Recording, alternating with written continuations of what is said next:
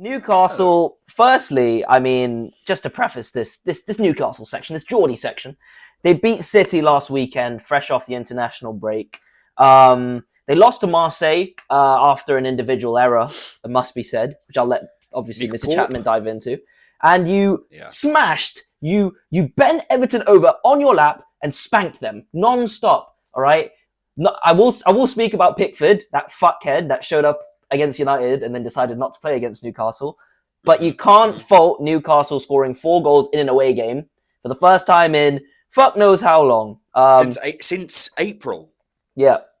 Since April, mate. Tell me, how do you feel about everything now after our last episode? We'll go to the City game first. Yeah. Obviously, listen, Newcastle at home, everyone knows that is Newcastle at St James's Park are a extremely difficult team to play.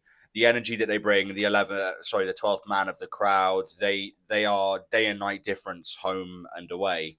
And I think with the City game, it was missed chance after missed chance on both sides. I think Foden could have had a goal. Haaland could have had a goal. Yeah. Let me just say this now. For Haaland, he was tucked away quite comfortably in Malick Thiaw's pocket. And this guy is on a generational run of performances right now for us. Pocketing Haaland, scoring a brace against Everton. And listen, I'm not going to say he's my new favourite player, but this guy is turning out.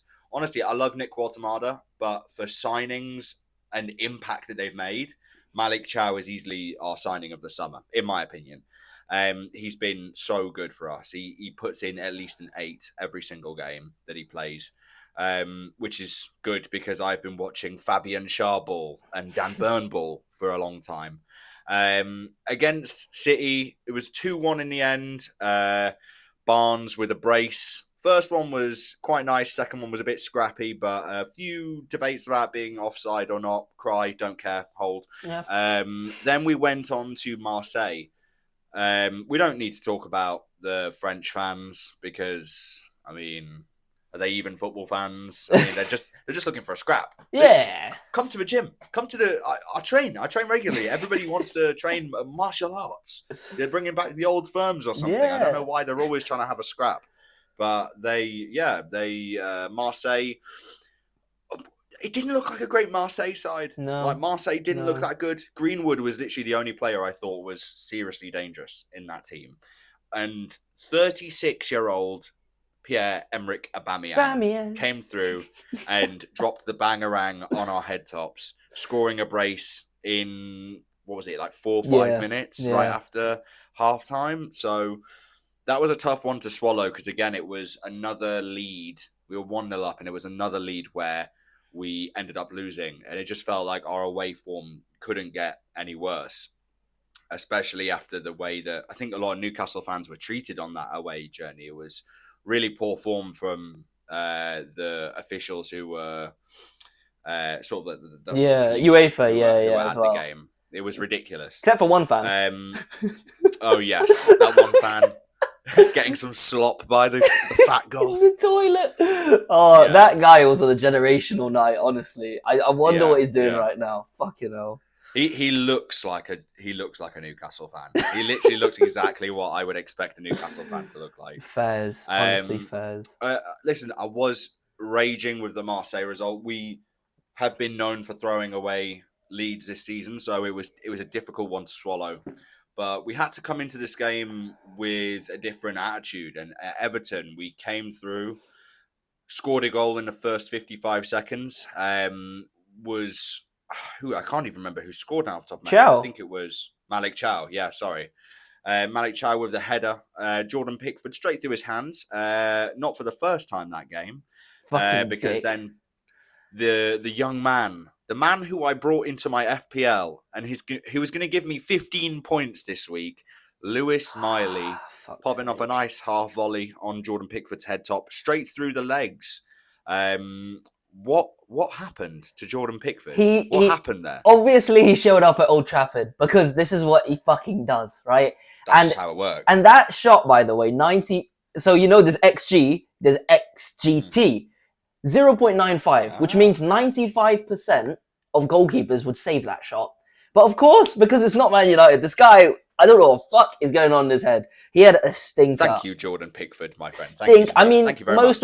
most of that Everton team looked done. I mean, I'm not saying Yeah. it's all down to them. I think Newcastle played a good game, and it's a huge result. But I think it's safe to say that 95% of Premier League fans didn't see that coming. You've got a team there who just beat United with 10 men. You've got a team who have one of the worst away records in 2025, let alone this season. Yeah. And that is a comprehensive win. It's a huge result for you guys.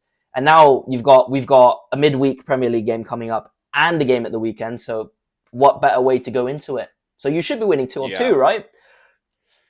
Fingers crossed. Fingers crossed. But overall, it was a great performance from everybody. I couldn't really fault too many people on the pitch.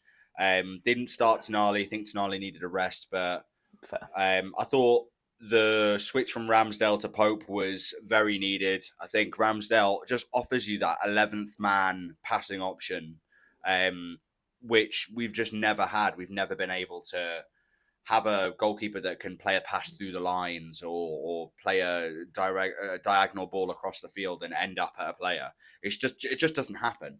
Yeah. So we felt a lot calmer at the back. I think we kind of took the game out of control of Everton when we scored the second one. I think Moyes should be raging because the Everton players were pretty shocking, to be honest. Yeah. I thought the only standouts really, Njai wasn't really there. I thought Grealish was good in the first half, but ended up just starting arguing with players and losing his head. Because when he starts losing his head, he's pretty useless.